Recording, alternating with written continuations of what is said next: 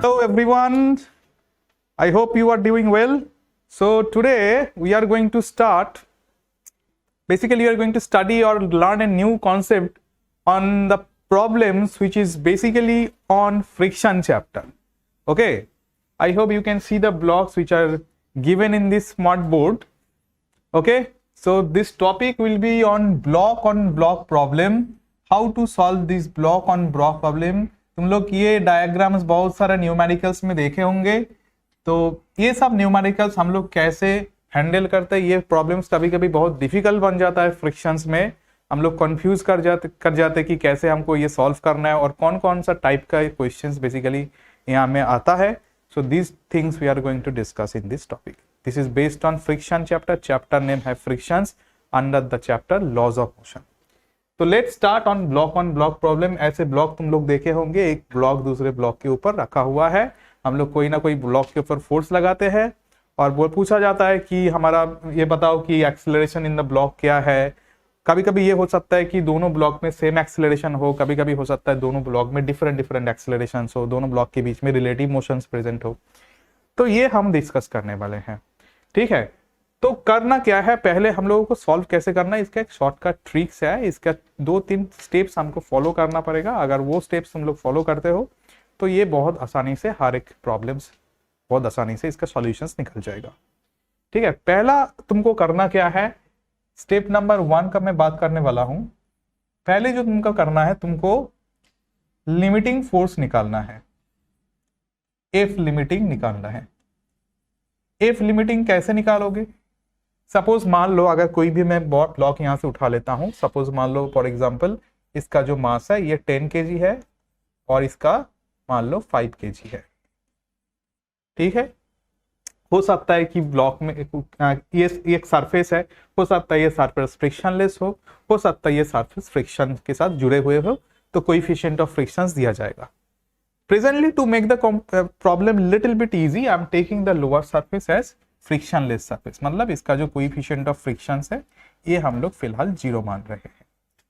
और ये जो ब्लॉक इधर वाला जो सरफेस तुम लोग देख रहे हो between the 5 kg and 10 kg, इसमें कुछ फ्रिक्शंस है. मान लो म्यू का वैल्यू कुछ दिया गया है 0.2. ठीक है, अगर सिर्फ म्यू दिया गया है तो coefficient of static friction, coefficient of kinetic frictions दोनों का वैल्यू हम लोग सेम ही मानेंगे.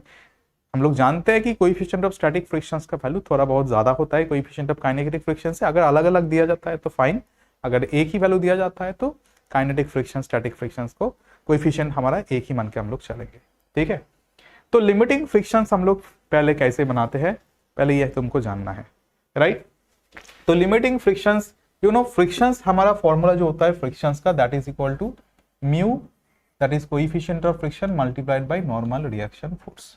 तो पहले बताओ, अगर देखो नॉर्मल रिएक्शंस यहाँ पे कहाँ पे बन रहा है, दोनों सरफेस है तो दोनों सरफेस में हमारा नॉर्मल रिएक्शन फोर्स बनेगा. एक normal reactions between the 5 kg and 10 kg अगर हम लोग देखेंगे, सपोज ये नॉर्मल रिएक्शंस जो सरफेस ऑफ 10 kg दे रहा है ऑन द 5 kg, ये भी हम लोग जानते हैं ये 5 kg भी 10 kg के ऊपर दे रहा है. पर हम लोग अगर जब फ्री बॉडी डायग्राम बनाते हैं किसी एक ब्लॉक के ऊपर, तो हम लोग वही फोर्स देखते हैं जो ब्लॉक में लग रहा है. Okay, the forces we take only which are acting on that body, not by that body. तो इस बॉडी में कौन सा फोर्स लग रहा है, एक फोर्स तो लग रहा है नॉर्मल रिएक्शन फोर्स प्रोवाइडेड, इसको मैं मान लेता हूं suppose for example N2 which is provided by the 10 kg, और दूसरा फोर्स जो लग रहा है on the 5 kg which is its weight, that is 5g, है ना. तो ऐसे हमारा नॉर्मल रिएक्शंस हो जाएगा. तो इसमें जो लिमिटिंग फ्रिक्शंस का वैल्यू हो जाएगा, मान लो ये हमारा कोएफिशिएंट ऑफ स्टैटिक फ्रिक्शन है, तो इसमें एफ लिमिटिंग का वैल्यू कितना हो जाएगा, ये हो जाएगा mu into N2 simply. Right, that is 5 into 0.2. Right, so यहाँ पे हम लोग कर लेंगे, कितना वैल्यू हो जाएगा, 1 न्यूटन हो जाएगा, है ना.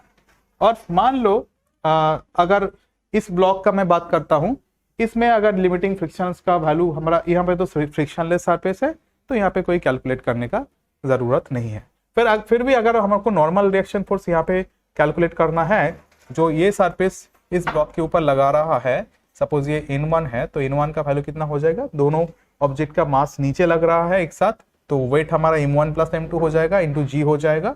तो यहाँ पे हमारा नॉर्मल रिएक्शन फोर्स सिंपली हो जाएगा यहाँ पे m1 plus m2 into g हो जाएगा। So this is how we find out the limiting friction. ये हमको पहले कैलकुलेट करना है, ठीक है। और फिर हमको करना क्या है, अगर देखो कौन सा टाइप का क्वेश्चंस आता है ये मैं पहले डिस्कस कर लेता हूं, फिर हम लोग स्टेप्स के बारे में एक बार बताएंगे कि हमारा स्टेप्स क्या फॉलो करना है, ठीक है।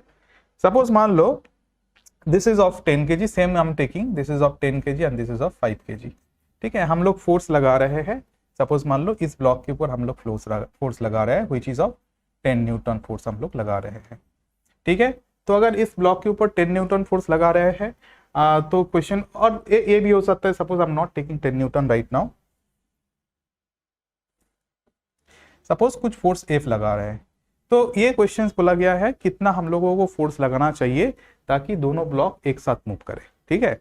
How much should be that force, हम लोगों को F मैक्स का वैल्यू कैलकुलेट करना है, सो दैट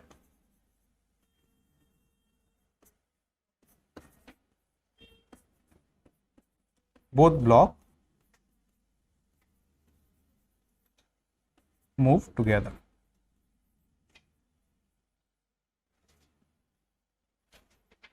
ठीक है। तो ये F मैक्स कैलकुलेट करने के लिए हमको करना क्या है, हम लोगों को पहले लिमिटिंग फ्रिक्शंस निकालना है दूसरे ब्लॉक के ऊपर।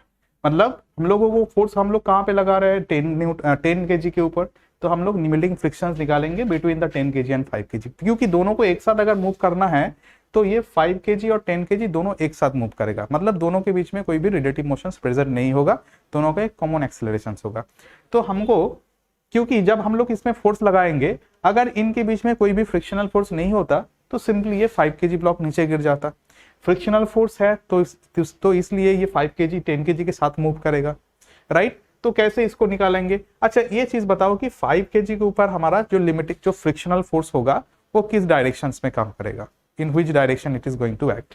तो ये कैलकुलेट करने के लिए कैसे हम लोग कैलकुलेट करेंगे, देखो 5 kg के ऊपर हमारा अगर 10 kg के ऊपर अगर देखेंगे तो 10 kg के ऊपर फ्रिक्शनल फोर्स इधर काम कर रहे हैं, और 5 kg के ऊपर फ्रिक्शनल फोर्स किधर काम करेगा, इन दिस डायरेक्शन काम करेगा। वही फोर्स तो इस 5 kg को आगे बढ़ाएगा अलॉन्ग विद द 10 kg, क्योंकि फोर्स तो हम लोग 5 kg के ऊपर नहीं लगा रहे हैं, तो जो फ्रिक्शनल फोर्स होगा उसी के मदद से ये 5 kg 10 kg ब्लॉक के साथ आगे बढ़ेगा। So what is that force now, so for that reason I have to find out this limiting force, right? And what is this limiting force? Limiting force हो जाएगा mu into ये हो जाएगा हमारा 5g। तो mu का value हमारा यहाँ पे मान लो 0.2 लेकर के ही मैं कर रहा हूँ, तो ये हो जाएगा 5 इंटू हो जाएगा हमारा 10, तो ये 50 हो जाएगा, 100 हो जाएगा, तो ये हो जाएगा हमारा 10 न्यूटन, ठीक है। तो हमारा जो लिमिटिंग फ्रिक्शनल फोर्स का वैल्यू हो गया ये हो गया 10 न्यूटन। तो इसी फोर्स के मदद से ये 5 kg आगे बढ़ रहा है। तो कितना मैक्सिमम एक्सेलरेशन ये 5 kg में हो सकता है, ये हमको पहले कैलकुलेट करना पड़ेगा।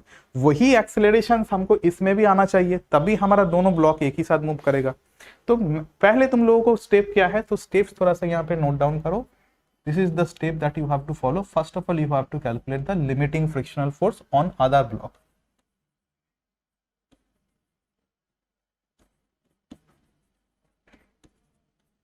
अदर ब्लॉक मतलब where we are not applying the force, okay। फिर हमको कैलकुलेट करना है number 2 maximum acceleration of that block.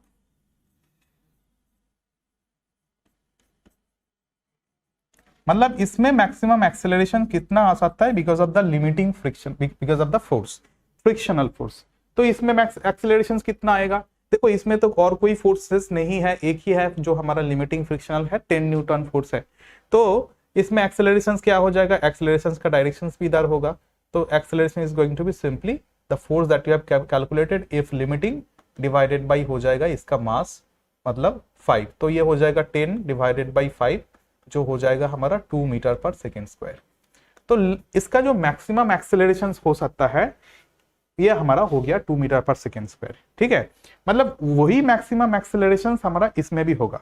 नहीं तो क्या होगा, एक्चुअली क्या प्रॉब्लम होगा, अगर तुम लोग इसमें बहुत ज्यादा फोर्स लगा दोगे, मतलब जो हमारा वैल्यू मतलब एक्चुअल मैक्सिमम एक्सेलरेशन जो होना है उससे भी अगर इसका ज्यादा मैक्सिमम एक्सेलरेशन आ जाएगा तो ये ब्लॉक चला जाएगा आगे, और ये ब्लॉक उतना तेजी से इसके साथ मूव नहीं कर पाएगा। तो इन दोनों के बीच में एक रिलेटिव मोशंस प्रेजेंट हो जाएगा, मतलब दोनों कॉमन एक्सेलरेशंस दोनों में हमको नहीं मिलेगा, राइट। तो इसीलिए हम लोगों को मैक्सिमम एक्सेलरेशन इसमें कितना होना ये कैलकुलेट कर लेना है। तो maximum acceleration of the block हम लोग कैलकुलेट कर लिया।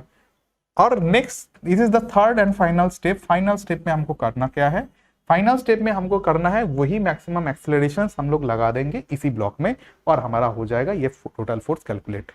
ठीक है, देखो अगर इसमें कोई फ्रिक्शनल फोर्स होता, अगर इसी सरफेस में कोई फ्रिक्शनल फोर्स होता तो वो हम लोग पहले कैलकुलेट कर लेते।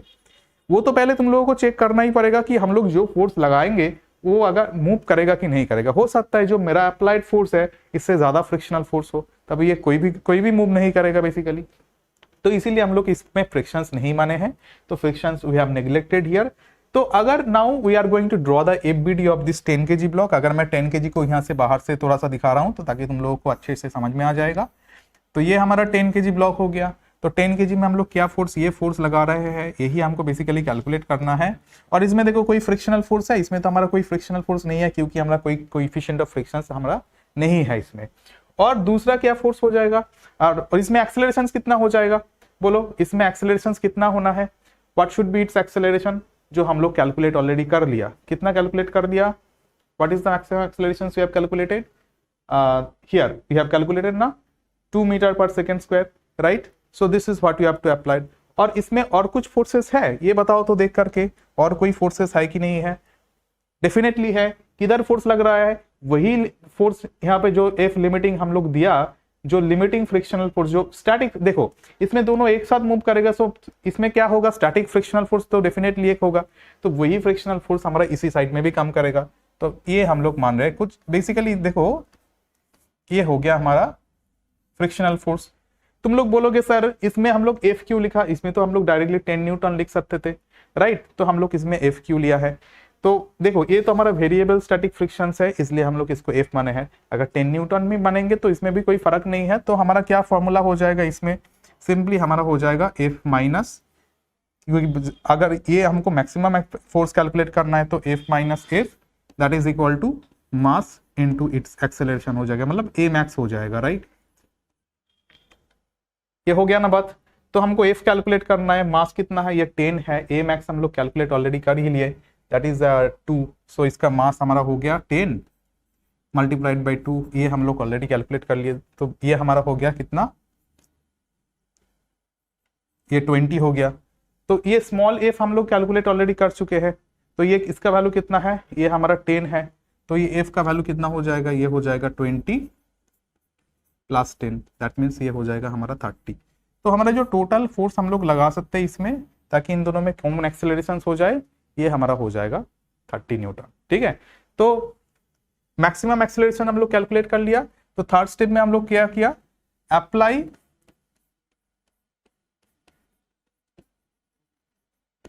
दैट एक्सेलरेशन ऑन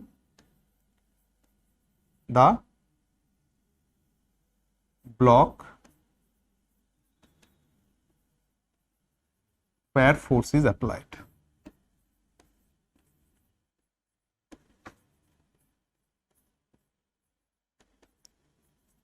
ठीक है, ये हो गया हमारा तीनों स्टेप। तो पहले मैं एक बार रिकैप्चुलेट कर देता हूं कैसे हम लोगों को ये टोटल मैक्सिमम फोर्स कैलकुलेट करना है, ताकि हर एक ब्लॉक एक ही साथ मूव करे। पहले तुम लोगों को लिमिटिंग फ्रिक्शनल फोर्स, तुम लोग जहाँ पे फोर्स लगा रहे हो, सपोज मान लो यहाँ पे हम लोग फोर्स लगा रहे हैं, तो हमको लिमिटिंग फ्रिक्शनल फोर्स चाहिए दूसरा ब्लॉक में, ये कैलकुलेट कर लिया। वो लिमिटिंग फ्रिक्शनल फोर्स से हम लोग कैलकुलेट कर लेंगे इसका मैक्सिमम एक्सेलरेशन कितना हो सकता है, वो हम लोग कैलकुलेट कर लिया। फिर हम लोग वो मैक्सिमम एक्सेलरेशन लगा देंगे ये लास्ट ब्लॉक में। ठीक है, so this is how you have to solve this entire problem. I hope by the time you have understood this thing. Thank you very much.